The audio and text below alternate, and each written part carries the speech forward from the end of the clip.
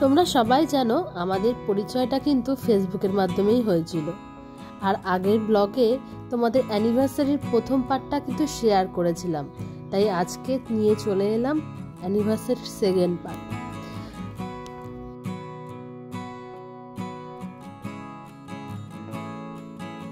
সকালে ঠাকুরকে পুজো দিয়ে খাওয়া দাওয়া সেরে এবার চলে এলাম শপিং করতে। অ্যানিভার্সারি শপিং করব না তা কি করে হয়। প্রথমে চলে গেলাম তোমার দাদার কিছু কেনাকাটার জন্য। আমি কিছু কিনবো না, কিন্তু সে কি শুনবে কথা। সে যে কিনেছে আমাকে তো কিনে দেবেই, সে কত বায়না, আর যেমন বায়না আচ্ছা দিচ্ছে, কেনই বা না বলবো বলো। তা আমিও কিছু জিনিস নিয়ে নিলাম। তারপর চলে এলাম আমাদের দুজনের কিছু সেলিব্রেশনটাকে আরো স্পেশাল করার জন্য। হ্যাঁ, কেক কিনে ফেললাম, সাথে কিছু ওই অ্যানিভার্সারি ঘর সাজাবো সেরকম কিছু।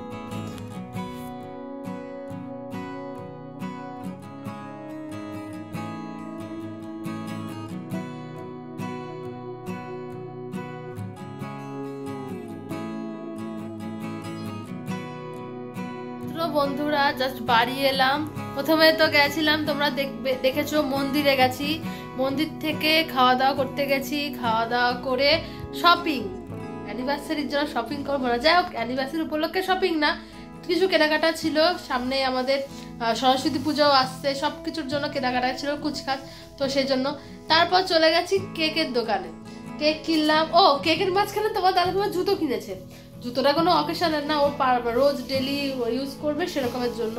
তো এইসব করে এখন বাড়ি এসেছি।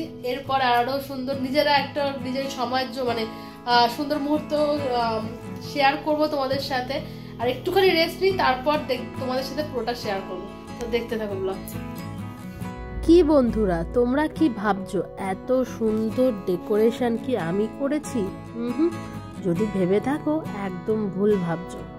এত সুন্দর করে ডেকোরেশন এটা কিন্তু একমাত্র তোমাদের দাদা ভাই করেছে। সুন্দর করে কেক সাজানো থেকে শুরু করে বেলুন দিয়ে সমস্ত কিছু ডিজাইন করেছে। দেখো আমরা যেহেতু দুজনে থাকি, তাহলে আমাদের সবটাই করতে হবে, এবং তোমার দাদা ভাই আমাকে যেভাবেই চায় যেন আমি সারপ্রাইজ হই, আমাকে যেন সারপ্রাইজ করতে পারে।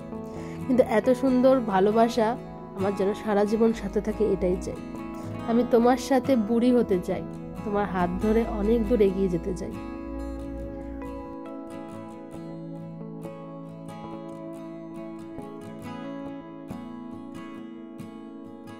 হয়তো বন্ধুরা আমরা বাড়ি থেকে অনেকটাই দূরে, কিন্তু তোমাদের এত মেসেজ, এত উইশ, এত ভালোবাসা আজকের দিনটা আমাদের আরো যেন স্পেশাল থেকেও স্পেশাল করে তুলেছে।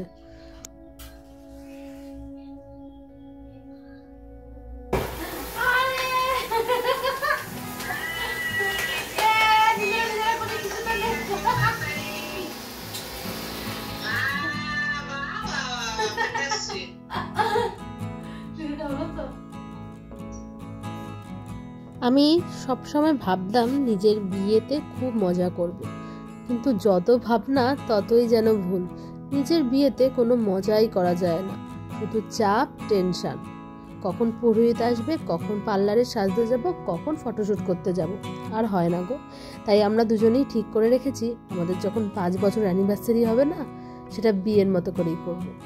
তোমাদের ভালোবাসা পেলে, তোমরা যদি সাথে থাকো, অবশ্যই সেই স্বপ্নটাও পূরণ করে উঠতে পারবো। আর হ্যাঁ বন্ধুরা, তোমরা অনেক অনেক বন্ধুরা আমাকে অনেক উইশ করেছো, ভালোবাসা দিয়েছো, তো আমাদের কাছে এটাই যথেষ্ট। তোমরা এভাবে সাথে থাকো, যেন তোমাদের নিয়ে আমরা অনেক দূর এগিয়ে যেতে পারি। আস্তে আস্তে আমার সব স্বপ্ন, তোমার দাদাভাইয়ের সব স্বপ্নগুলো একটু একটু করে যেন পূরণ করতে পারি, শুধু তোমাদের কাছে এইটুকুই চাওয়া।